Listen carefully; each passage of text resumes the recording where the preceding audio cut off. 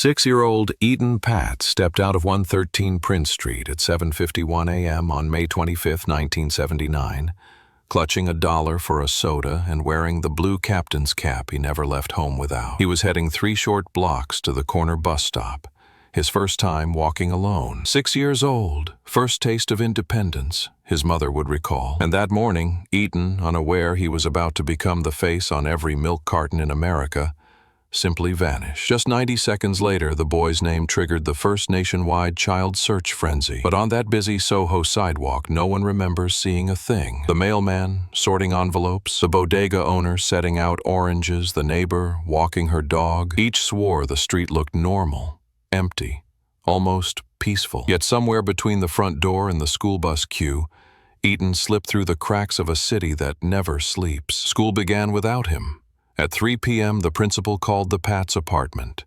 Julie Patz dialed 911. The first officer arrived at 3:45. He interviewed building tenants, penciled "probable runaway" in his notebook, and radioed a routine missing child alert. By dusk, NYPD's youth squad had fanned out across Prince, Wooster, and West Broadway, knocking on iron doors and rattling trash cans.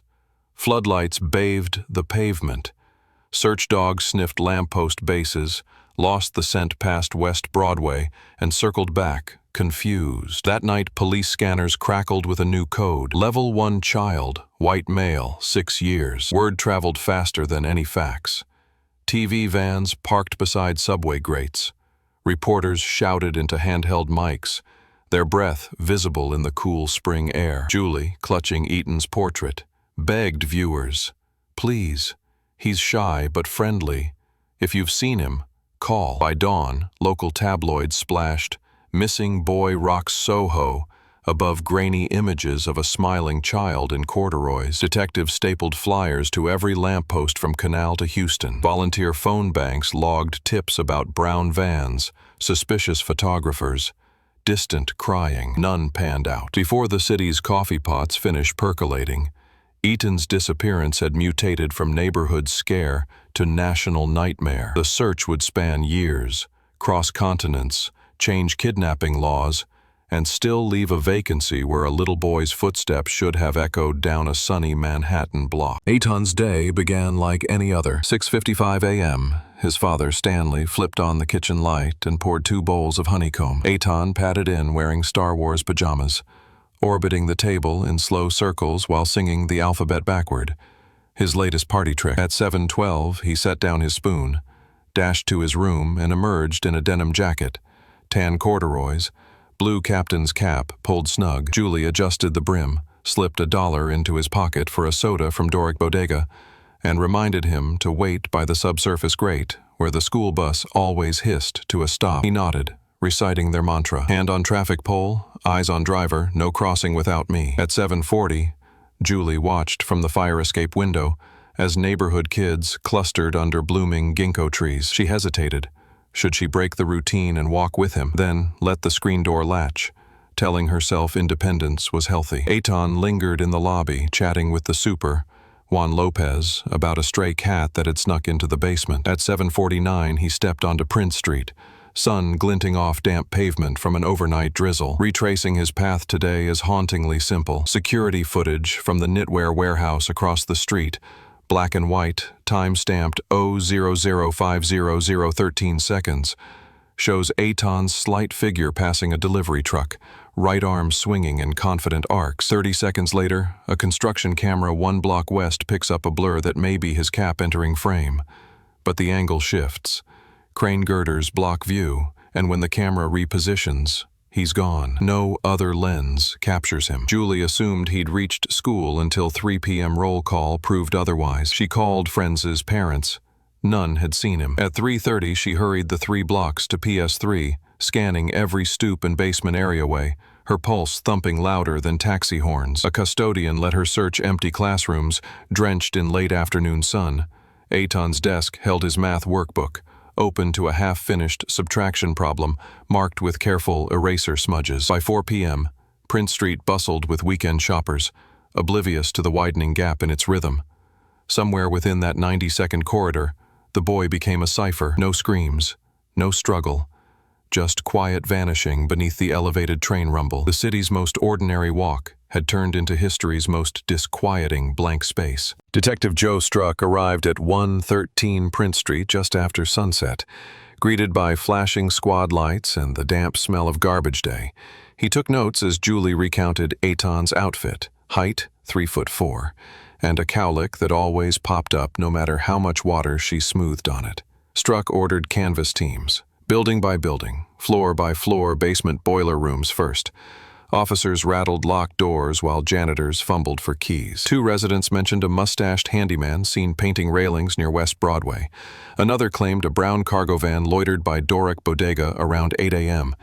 The tips went onto clipboards, their margins already bleeding with descriptions. NYPD's youth squad set up a command post in a deli storage room. A corkboard map sprouted colored pushpins marking every sighting. Red for confirmed, yellow for rumor, blue for potential vehicles. Within 2 hours, the map looked like confetti.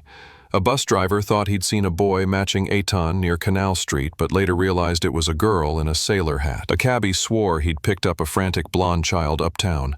Meter logs placed him in Queens at that time. Each promising lead imploded under timestamps and receipts. Around midnight, homicide detectives joined, standard for missing children surpassing 6 hours. They interviewed Stanley Patz for 3 hours, probing family life, debts, grudges. Stanley, a professional photographer, volunteered every roll of film he'd ever shot of Eton, handing over envelopes labeled E's 6th birthday and Central Park Kite Day. Detectives developed the photos overnight, hoping a hidden stalker's face lurked at frame edges. Nothing. The next morning, K9 units traced Eton's scent from the lobby to the bodega, then to the corner of Wooster Street where the trail evaporated. Dogs circled, whined, sat. Forensics swept curbs for drag marks or shoe scuffs but found only cigarette butts and gum wrappers. Crime scene lit UV lamps in basement alleys. No blood, no struggle. By day 3, newspapers dubbed Eton the boy who walked into thin air, and Mayor Koch held a press briefing pledging no street left unsearched. Still, detectives quietly feared the worst. Abductions unsolved past 48 hours rarely ended in recovery. They widened the radius, checking sex offender registries and photographing every maintenance worker with a service van within 10 blocks. The city braced for a marathon. Yet, at its heart stood a paradox. A bustling SoHo morning had swallowed a child whole, offering not even a broken button in return. Julie Patz spent the 4th morning after Eton's disappearance pacing the apartment, answering detectives' questions she'd already answered twice. Did Eton ever mention a secret friend? Only the cat. Did anyone new work in the building recently? A plumber 2 weeks earlier, name tag Mike, last name unknown. Julie tried to picture the man's face. Grief blurred details into gray static. She sat at Eton's little desk, fingering his pencil case, and remembered how he pretended his eraser was a rocket ship landing on arithmetic planets. Stanley Patz took a different route. Camera in hand, he canvassed SoHo, photographing every storefront, alley, and stoop, taping Eton's portrait to each shot so passers-by could visualize the boy in their space. Maybe the image will jog memory, he told reporters. His photographs created a ghost map of SoHo, Eton's smile floating against brick walls, fire escapes, gallery windows. The images later toured high school auditoriums, teaching students that danger could hide in midday sunlight. Detectives interviewed over 100 neighbors. Juan Lopez, the superintendent, swore he saw a bearded man carrying a folded poster tube near the bodega the morning Eton disappeared. He remembered because no subway poster deliveries were scheduled. But Lopez's timeline drifted under scrutiny. Perhaps that was Thursday, perhaps the week prior. A florist on Wooster said a tall stranger with a Polaroid camera asked directions to the School for the Visual Arts around 8 a.m. She noticed because most tourists asked for galleries, not schools. Police artists sketched composites, photos plastered precinct walls. None yielded a match. Across the street, artist Bruce Ritter recalled hearing a child's quick laugh, followed by the squeak of a van door, but dismissed it as ambient city noise until officers questioned him 3 days later. By then, memory felt like wet plaster, details smeared as he tried shaping them. The Patz apartment phone rang constantly, psychics offering visions, pranksters claiming ransom, well-intentioned strangers describing boys on distant subway platforms. Julie kept a notebook, writing each lead even as her hand shook. That notebook grew fat. Hope and exhaustion blurred into a single pulse. Eton's room remained untouched. Captain America poster above the bed, toy submarine mid-voyage on the windowsill, waiting for a small boy to return and rescue them all from suspended animation. By week 2, the case transferred from the youth squad to Manhattan South Homicide. Lieutenant Michael Sheehan commandeered an unused loft on Green Street and filled it with card tables, rotary phones, and a wall-length timeline stitched together by red yarn. Detectives logged every sighting tip in duplicate. One copy went into a steel cabinet, the other onto the timeline. The count passed 2,000 by mid-June. Boys matching Eton's blonde hair riding subways in Queens, sleeping under piers in Red Hook, boarding buses in Newark. None matched dental charts or the tiny scar under Eton's chin. Sheehan ordered the first city-wide flyer drop, 25,000 leaflets printed overnight at a union press, each sheet carrying Eton's portrait and a promise of immunity for information. No questions, no deportation checks. Officers slid them under apartment doors, taped them inside taxi windshields, tucked them into church pews. The FBI joined on June 13th, bringing VICAP's fledgling computer system, punch card stacks listing unsolved child abductions nationwide. Analysts found no identical modus operandi, no matching vehicle description. Polygraph chairs spun day and night. 2 delivery drivers failed on nervous breathing spikes. Deeper probes cleared them. A street clown who worked SoHo art fairs admitted past child porn charges and became prime suspect for 48 hours, until alibi receipts from a Jersey Shore casino showed him 2 states away. Each false flag sapped momentum, but Sheehan pushed harder. Canvass every basement artist's studio, inspect freight elevators for hidden shafts, question locksmiths about spare keys. Officers found abandoned mattresses, drug stashes, even a live boa constrictor, everything but Eton. In July, police dogs revisited the route, this time with items from Eton's pillowcase to strengthen scent. They locked onto a trash compactor in the basement of 129 Prince Street, whining and pawing. Sanitation crews dismantled the unit. It yielded only rotted produce and a lost wedding ring. The scent trail stopped cold at the building's back alley, reinforcing the abduction theory. Someone likely lured Eton into a vehicle within that narrow window, then merged into morning traffic before anyone noticed. By August, the case file topped 10,000 pages. Detectives knew the statistical curve. The longer a child stayed missing, the slimmer the recovery chance. Still, they combed tips, knocked doors, and replayed that 90-second gap like a needle stuck in vinyl, convinced one overlooked detail still hid in plain sight, waiting for the right set of eyes to see it. Autumn 1979 found New York still plastered with Etan Patz flyers, their edges curling in subway humidity, but the trail remained ice cold. Desperate for fresh eyes, Lieutenant Sheehan called a press conference on the courthouse steps. Beside him, Julie and Stanley Patz held Eton's school photo, freckles, gap-toothed grin, and begged America not to forget. Watching on a snowy Iowa morning, Anderson Erickson dairy marketing director J.P. Kane wondered aloud, why not put missing kids where every parent looks? Breakfast tables. Within weeks he contacted the Patzes, secured permission, and printed Eton's portrait on 10,000 half-gallon cartons, shipped across the Midwest. Beneath the headline, "Have you seen me?" sat a toll-free hotline patched directly to NYPD. Call volume tripled overnight. Reports poured in of blonde boys in Tulsa supermarkets, Calgary playgrounds, and Mexican border towns. None panned out. Yet each call kept Eton in the public conscience, turning a local loss into a national vigil. The dairy idea spread like spilled milk. By January 1980, Borden, Pet, and Meadow Gold Dairies followed suit, negotiating with the National Child Safety Council for a standardized layout.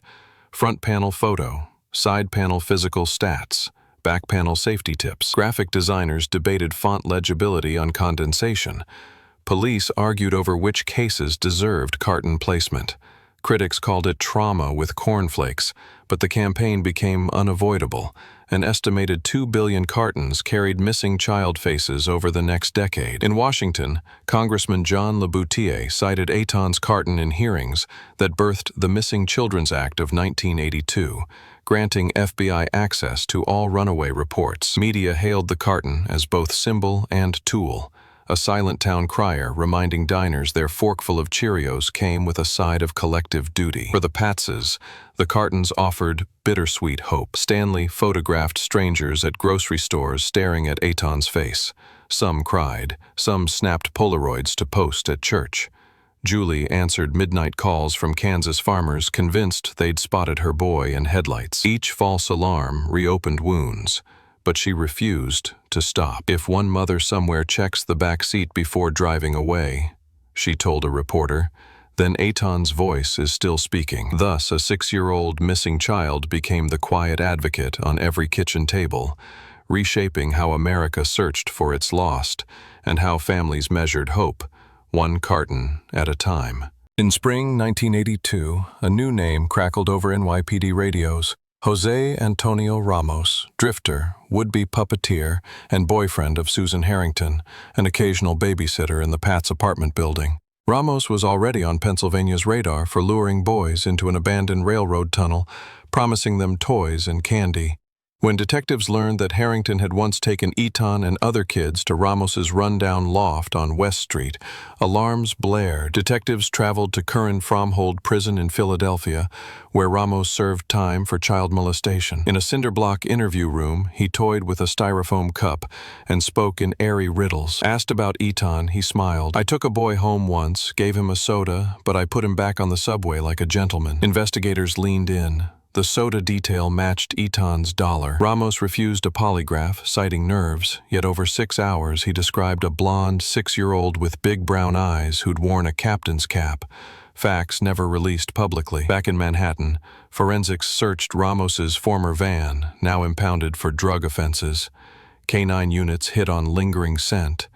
Luminol revealed faint protein traces in the cargo floor grooves. Chemical tests proved inconclusive, too degraded for blood typing, but momentum shifted. Julie and Stanley Patz pressed prosecutors for charges, yet the DA warned evidence remained circumstantial. Ramos's cell walls yielded child drawings, some depicting tunnels and small hands gripping puppets, but no photograph, no DNA, no smoking gun. In 1985, Assistant U.S. Attorney Stuart Grabois took over, turning Ramos's life into a flow chart of train tickets and pawn receipts. He discovered that May 25, 1979, Ramos cashed a paycheck 8 blocks from Prince Street at 9:30 a.m., right after Eton vanished. Still, alibi gaps were not proof. Grabois hammered Ramos with grand jury subpoenas. Ramos answered none, invoking Fifth Amendment rights. Frustrated, Stanley Patz filed a civil suit.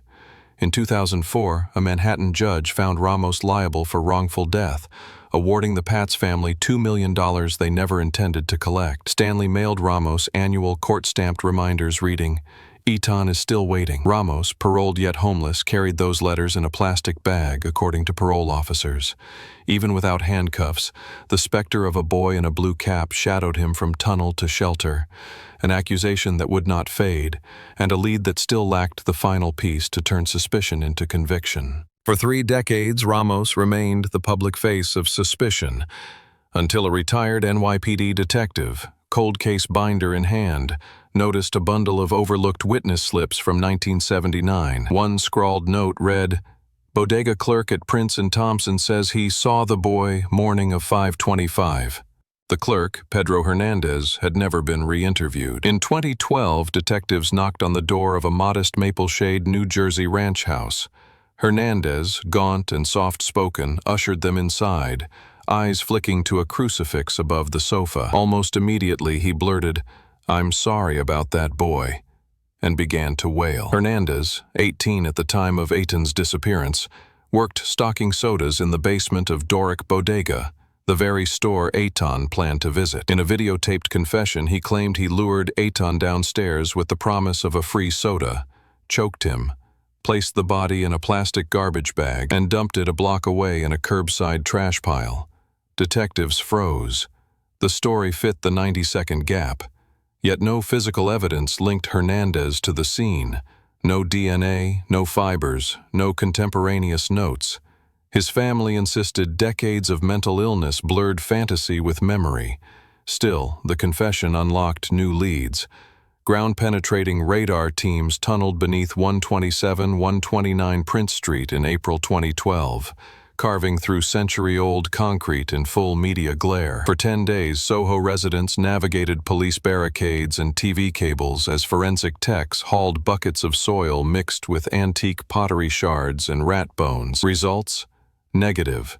No human remains, no blue captain's cap. In 2015, Hernandez stood trial. Prosecutors played the confession twice.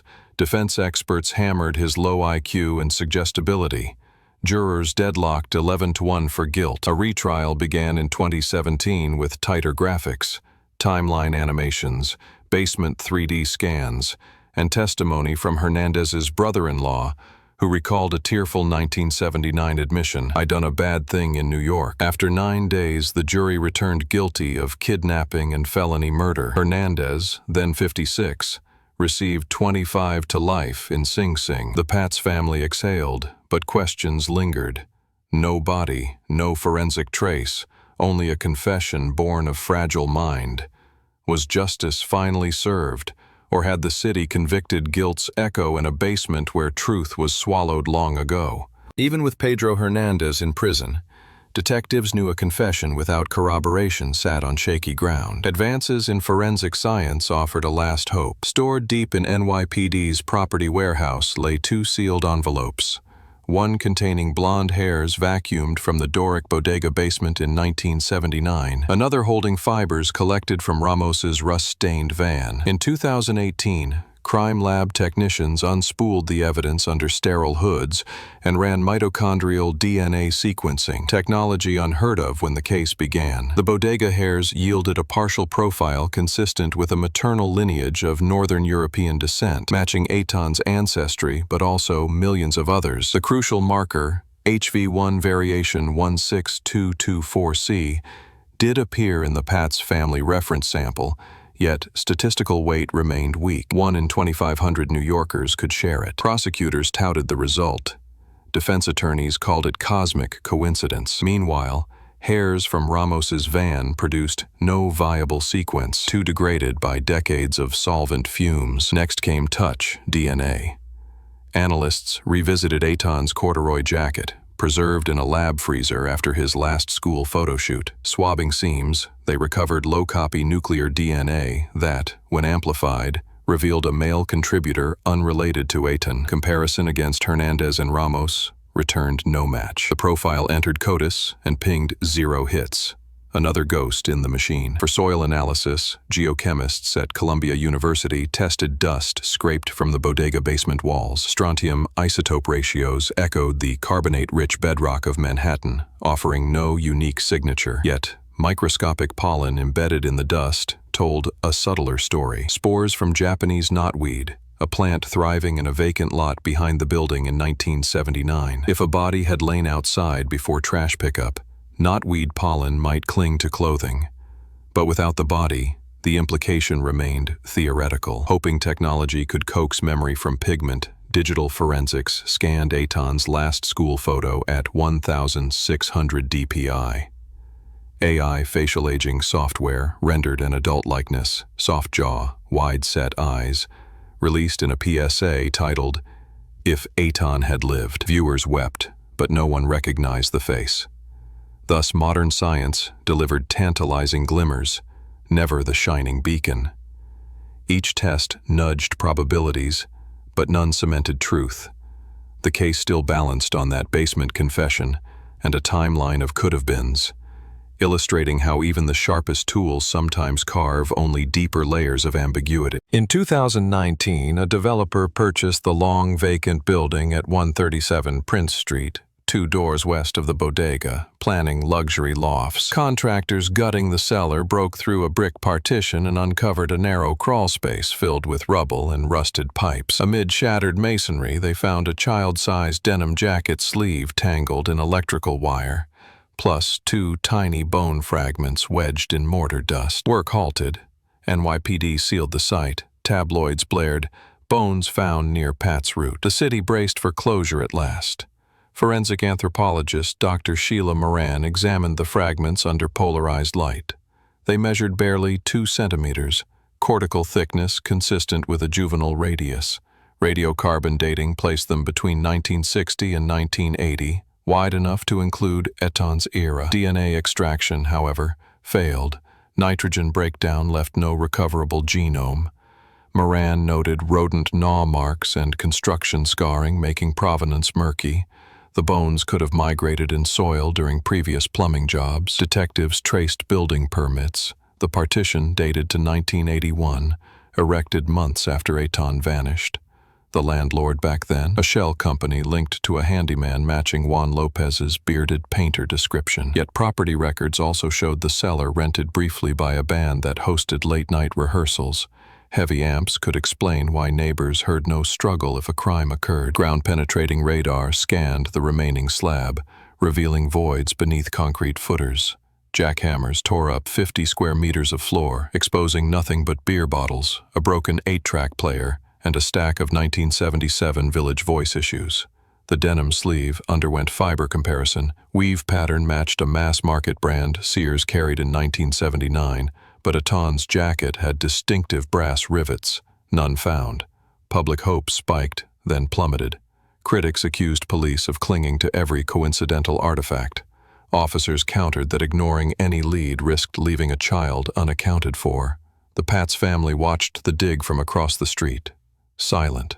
When the final forensic report returned, inconclusive, Julie whispered to reporters, "We've lived on that word 40 years. The basement theory, once a beacon, joined the archive of unresolved possibilities, another layer in the sediment of Manhattan, another echo fading into SoHo's brickwork, leaving the timeline still broken at 7:51 a.m., May 25, 1979. With every dig, hearing, and headline, the Patz family learned grief was a marathon measured not in months but motions. In 1983, they stood alongside President Reagan as he signed a proclamation establishing National Missing Children's Day on May 25th, Eton's anniversary. Julie returned to New York that night, her son's empty bedroom unchanged. The next year, she and Stanley filed a wrongful death civil suit against Jose Ramos, pivoting legal strategy. If criminal certainty proved elusive, civil liability could still stamp a name onto the void. The trial opened in 2004. Ramos, chained at the waist, listened impassively as Assistant DA Lisa Friel replayed his 1991 prison confession tapes. Ramos describing taking a boy to his place for a soda, molesting him, then returning him to a subway. Under cross-examination, he invoked the Fifth Amendment 24 times. Judge Shira Scheindlin instructed jurors they could draw adverse inference. They did. The verdict: Ramos liable for Eton's death, damages $2 million. Stanley never sought payment. Instead, each year on Eton's birthday, he mailed Ramos a copy of the judgment stamped, "Interest accruing," a ritual of moral bookkeeping that Ramos could not ignore. Parallel to courtrooms, the Patzes shaped policy.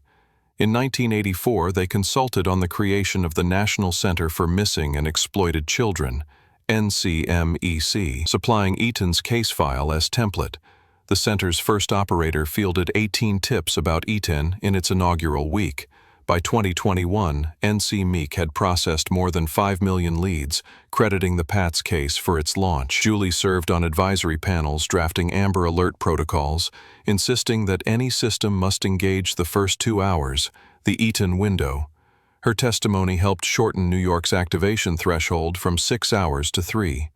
Media presence weighed heavy. The Patzes declined most interviews after 2000, yet their quiet resilience became emblematic.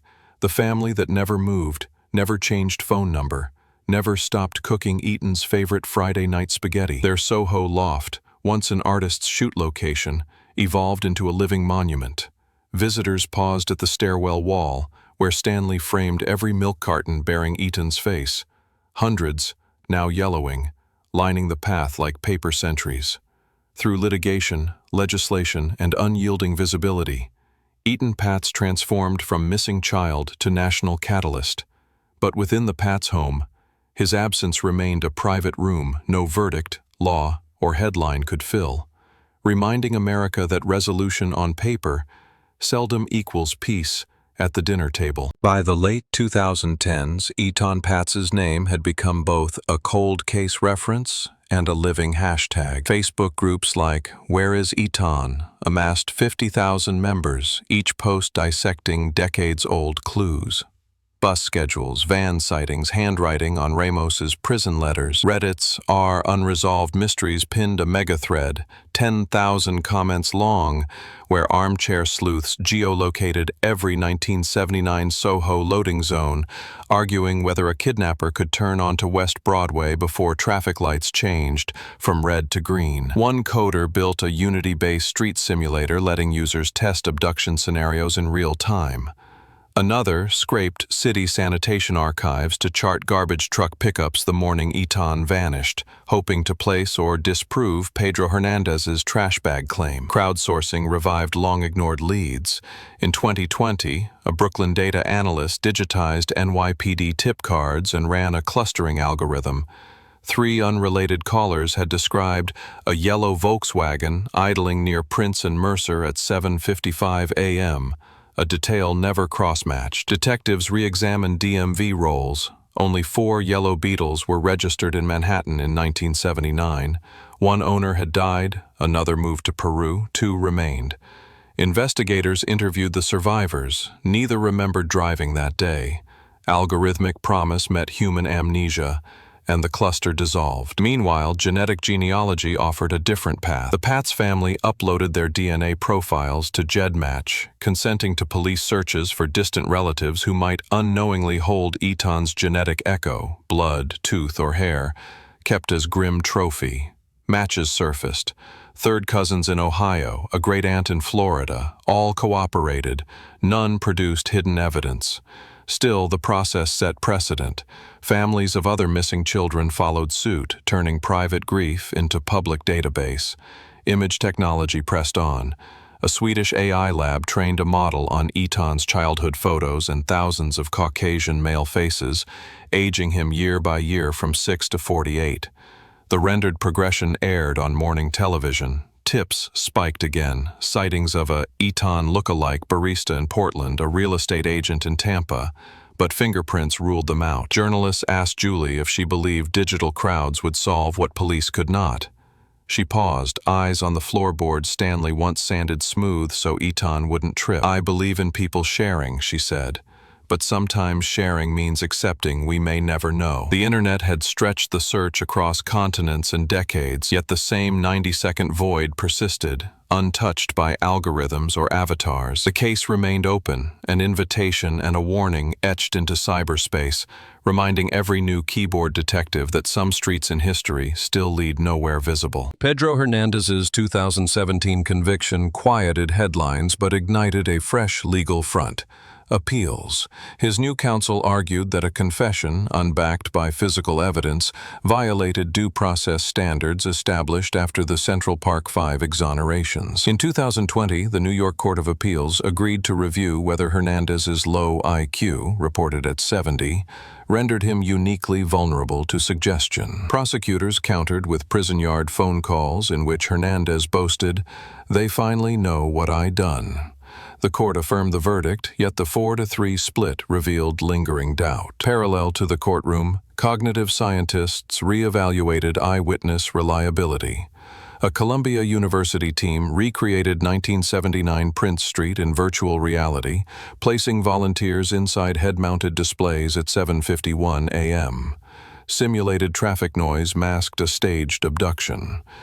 Afterward, participants produced wildly divergent descriptions of the kidnapper's van: blue, brown, even red.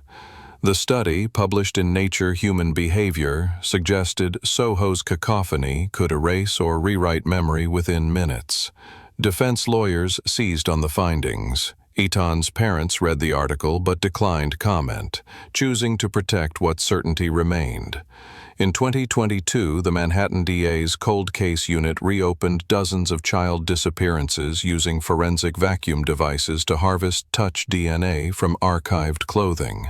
Eton's corduroys underwent a second extraction with nanogram-level reagents. Analysts detected two new alleles previously masked by degradation. Both matched paternal haplotypes, confirming the sample's authenticity, but still failing to link Hernandez, Ramos, or any CODIS offender. The test underscored the riddle. The one victim with the most publicity remained the one missing child without a forensic anchor. Advocacy evolved. TikTok creators stitched clips of old news footage with walkthroughs of Prince Street, reaching millions of Gen Z viewers unfamiliar with milk-carton history. Some left digital candles on a Google Street View pin labeled Eton's Corner.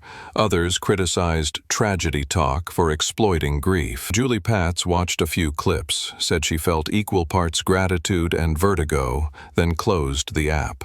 As 2024 marked 45 years since the 6-year-old stepped into sunlight, Mayor Eric Adams renamed the block between Prince and Worcester Etan Patz Way, unveiling a plaque inscribed, "Never forget, always protect." The ceremony lasted 10 minutes. Traffic resumed. The street, like the case, kept moving, its surface repaved, its absence unfilled, its questions still pacing that 90-second stretch where childhood vanished into New York's perpetual motion. Amber Alerts burst onto U.S. airwaves in 1996, 17 years after Eton vanished. Yet lawmakers who designed the system cited his disappearance as proof that mass broadcasts could save minutes and lives. By 2003, every state had adopted the protocol: highway signs, cell phone sirens, and TV crawlers interrupting sitcoms whenever a child is snatched. Julie Patz attended each rollout and kept a private ritual. She set a tiny captain hat pin on the lectern, spoke exactly 2 minutes about Eton's smile, then stepped back so governors and police chiefs could tout the new alarms. The case also seeded New York's 2018 long-term missing persons law, which forces homicide squads, not just local precincts, to review cold files every January. Critics called it symbolic paperwork, yet the mandate unearthed forgotten evidence boxes in dusty storerooms. One held undeveloped rolls of street photos from the 1979 canvas, now digitized and crowdsourced. Private industry followed. DNA kits once sold for ancestry now partner with the National Center for Missing and Exploited Children. Each purchase funds genealogists who comb GEDmatch for relic strands. Eton's mitochondrial profile sits among the first entries. In 2023, a startup dubbed Project Beacon pledged to 3D scan every school portrait taken between 1970 and 1990. Feeding a facial aging AI that might match unidentified remains. Civil rights groups warn of privacy creep. Still, parents of the missing sign consent forms, hoping algorithms will see what human eyes missed. Art, too, absorbed the story. SoHo galleries, once minimalist warehouses, now stage installations of empty shoes arranged in sidewalk grids. Overhead speakers loop the hiss of a school bus and distant morning birdsong. Tourists stand inside the absence, reading placards that explain each pair represents a child who never reached homeroom. Some critics call it grief tourism. Others say it forces a city built for forgetting to pause. Through each law, product, and artwork runs a hidden tension: closure versus vigilance. If Eton's fate is ever confirmed, officials might declare a triumph. But closure could dull society's alertness. Legislators, data scientists, and curators quietly admit they're unsure which outcome they fear or desire more. In that uncertainty, Eton's story serves as both caution and compass, steering us toward louder alarms, smarter databases, and kinder laws, while holding space for the improbable return of a boy whose lunchbox still waits on a Prince Street shelf. May 25th rolls around each year, and Prince Street is never quite the same. At dawn, neighbors leave small blue captain's caps on the corner hydrant, then step back to watch morning traffic carry the tribute downstream. Some pause to read the bronze plaque inset in the curb, Etan Patz Way, and realize they're standing inside a story that redrew America's map of childhood. Eton's case reshaped law enforcement, yes, but it also recalibrated what parents teach their kids about trust. Stranger danger drills became standard. Backpack companies stitched ID pockets inside every satchel. Door-to-door Halloween routes tightened from whole neighborhoods to 3 safe houses. Sociologists debate whether we traded freedom for caution, yet most agree a 6-year-old's absence served as catalyst for a national reckoning with vulnerability. At the National Center for Missing and Exploited Children, a glass wall lists names recovered alive. Etan's remains etched under unresolved. Staffers tap his file whenever morale dips, reminding themselves why every tip call matters. The center's newest wing hosts a data science lab crunching real-time social media sightings. Its lead engineer keeps Etan's milk-carton portrait taped to her monitor. The Patz family turned advocacy into quiet legacy. Julie mentors parents of newly missing children, explaining the labyrinth of press, police, and sleeplessness. Stanley funds an annual grant for forensic art students learning age progression software. He believes sharper renderings could shave days off future searches. Their apartment, once shuttered to reporters, is now a micro-museum where trainees study the original caseboard, a reminder that even in the digital age, detective work still begins with thumbtacks and string. For viewers moved by Etan's unfinished line, here's how you can help. Share Etan's story. Link this video so new eyes keep the case alive. Keep records safe. Digitize childhood photos, dental charts, fingerprints, they matter if minutes ever count. Support NCMEC or local child search nonprofits, funds, fuel tip hotlines, rapid response teams, and forensic labs. Advocate smart alerts. Push for Amber-style notifications to include QR-coded flyers and multilingual outreach. Etan Patz walked out the lobby door believing his world was safe. The least we can do is make that belief closer to true for every child who steps onto a sidewalk tomorrow. Thank you for watching, and remember, vigilance is the promise we keep for those still missing their way home.